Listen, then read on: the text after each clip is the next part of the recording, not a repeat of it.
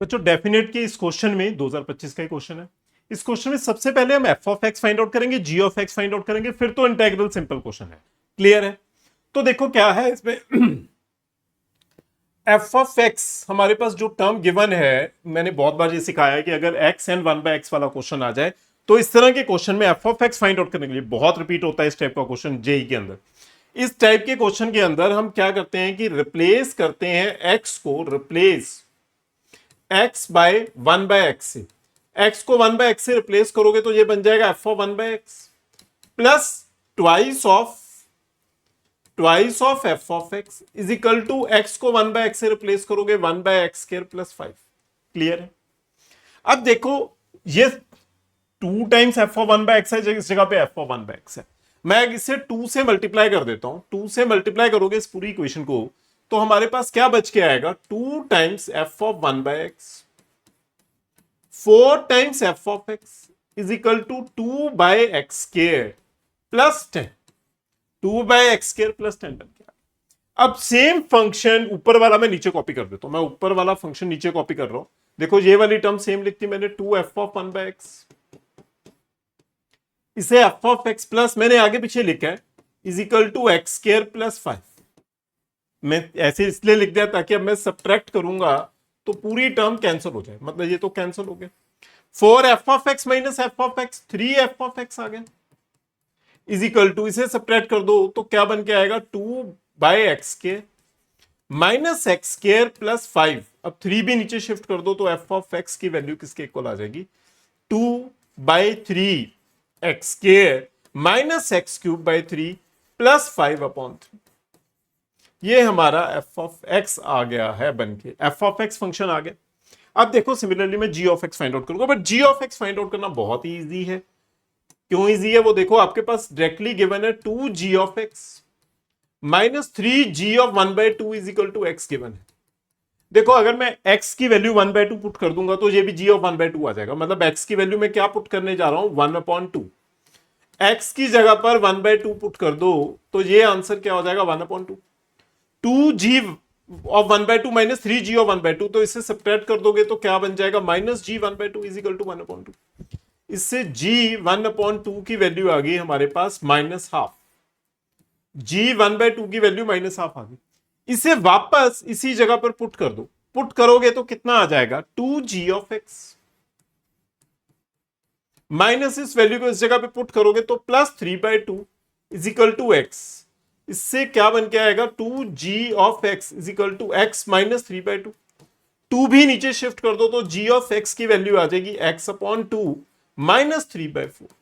ये वैल्यू किस चीज की आ जाएगी, जी ऑफ एक्स की वैल्यू आ जाएगी। हमारे पास एफ ऑफ एक्स भी आ गया, जी ऑफ एक्स भी आ गया। अब तो सिर्फ बेसिक से इंटीग्रेशन बची है करनी। अब इंटीग्रेशन किस तरह से करोगे, देखो अब इंटीग्रेशन कैसे करेंगे पहले वाले पार्ट की।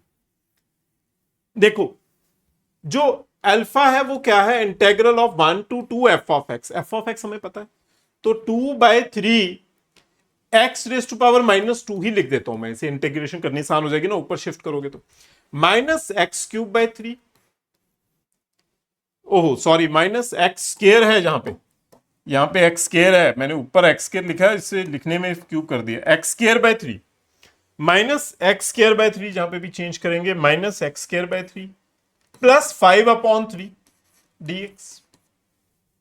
एंड इसे इंटीग्रेट करोगे, बस इसकी इंटीग्रेशन करनी है तो कितना बनेगा, alpha two by three x raise to power minus one upon minus one minus x cube by nine हो गया प्लस 5 अपॉन थ्री एक्स हो गया, और लिमिट कितनी हो जाएगी, वन से लेके टू तक हो जाएगी।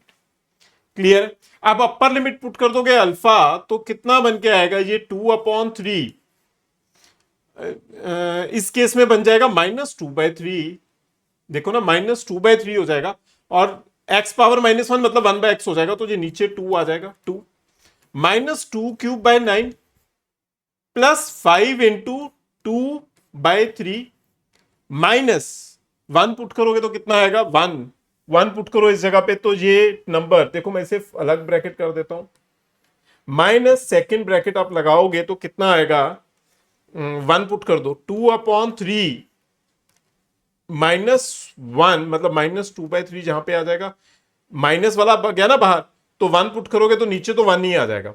-1/9 प्लस 5/3। ये इस टर्म को सॉल्व करके ना अल्फा वैल्यू मैं डायरेक्टली लिख देता हूं, मेरे को याद है अल्फा 11/9 आएगा। इतनी तो कैलकुलेशन आप कर सकते हो। अल्फा वैल्यू 11/9 आ गई, क्लियर है। अब बीटा वैल्यू कैसे आएगी? बीटा के लिए क्या करना है? बीटा के लिए इजी फंक्शन है 1 to 2 g ऑफ एक्स में इजी फंक्शन है x/2 माइनस 3/4। इसे क्या लिख सकते हैं बीटा? तो ये आ जाएगा x²/4 माइनस 3/4x। लिमिट क्या है? 1 से लेके 2 तक। पुट करोगे तो ये आएगा 4/4 माइनस 6/4 माइनस 1/4 माइनस 3/4। इसे सिंप्लीफाई कर दोगे तो बीटा -2/4 और ये भी आ जाएगा +2/4, तो बीटा आ गया 0। देखो अल्फा आ गया था 11/9, बीटा क्या आ गया 0।